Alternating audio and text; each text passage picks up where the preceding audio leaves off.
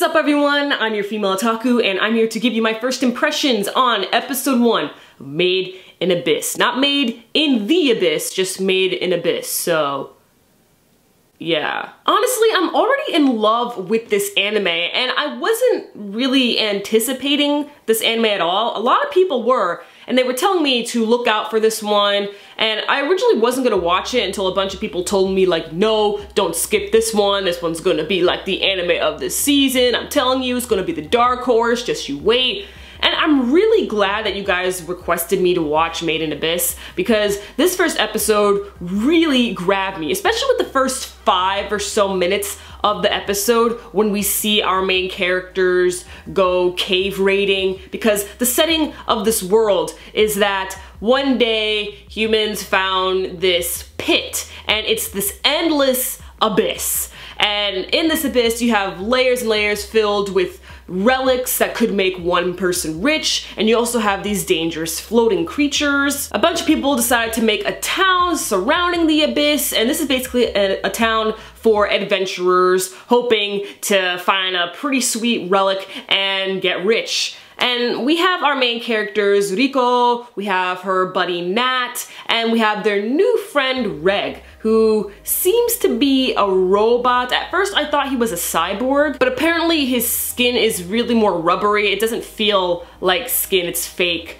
So he's actually a robot. However, Reg was questioning why he had a belly button and even genitals. So again, it's hard to say whether or not he's a cyborg or a robot, but I guess that's not too important. Riko and Nat were cave raiding, and they are orphans who stay over at this orphanage where they are taught how to cave raid. And they were practicing their cave raiding and stuff. They can only go down a certain level. Like if they find more relics, then they can go deeper into the abyss. But for right now, they were, you know, searching around, seeing what they could find, because Riko really wants to find a good relic so that she can make her way down into even further levels, you know, once she's allowed to. Apparently she's quite the troublemaker. And like I said, the first 5 minutes of the episode were really gripping, and that's because of what happened with Nat. Nat was knocked out, he was injured, and we see this giant creature pop out,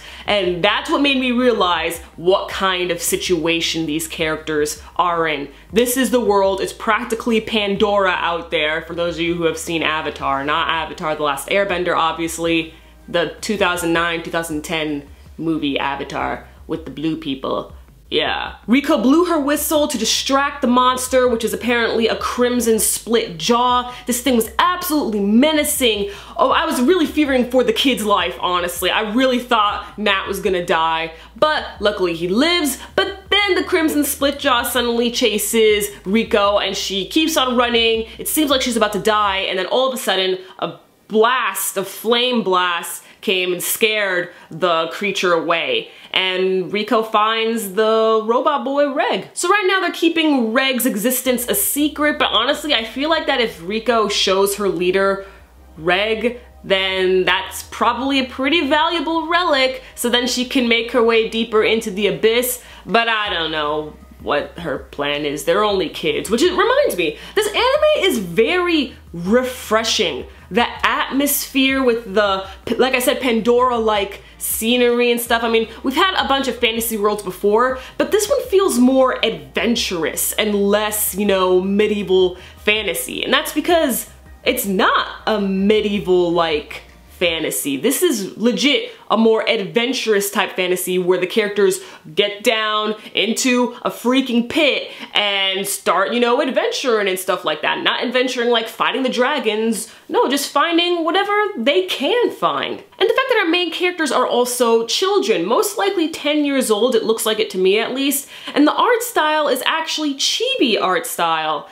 And that's an interesting choice for a fantasy adventure anime, but you know what, I like it. I'm digging it. Like I said, it's refreshing, and oddly enough, this first episode reminds me a lot of The Wild Thornberrys, for any of you who have seen that series. It was an old cartoon that aired in Nickelodeon back in, I think, the late 90s, early 2000s. I know majority of you probably haven't heard of it, but to give you a quick summary, The Wild Thornberrys is about this, I think she was also 10, this 10-year-old girl named Eliza, who had the power to speak to animals, and she and her family, they actually had their own TV show on like their own version of Animal Planet, where they go around the world, you know, seeing what animals they can find and stuff. She had a ridiculous dad, she had, you know, your typical snotty older teenage sister, and one day they actually found a wild cave-like monkey boy, you know?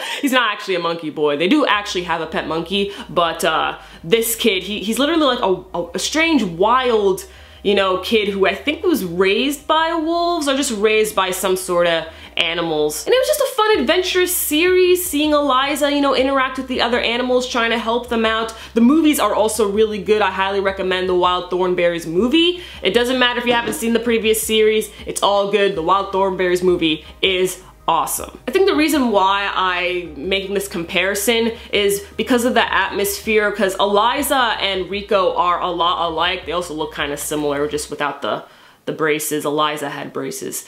And the fact that they both find, you know, a strange boy and stuff. And yeah, you know what? I highly recommend Made in the Abyss. I'm definitely going to be sticking with this anime. I'm also probably going to keep on calling it Made in the Abyss instead of Made in Abyss, because that just doesn't sound right to me. What the heck, grammar? Let me know your thoughts and plans for Made in Abyss. Are you going to be sticking with the series, giving it the 3-episode test, dropping it right here, or binge watching it at the end? Just letting you know, this is licensed by Anime Strike, and like the legal streaming person I am, I highly recommend you not to use Anime Strike because it is bullshit. I absolutely hate it. Don't use it. Just pirate this crap.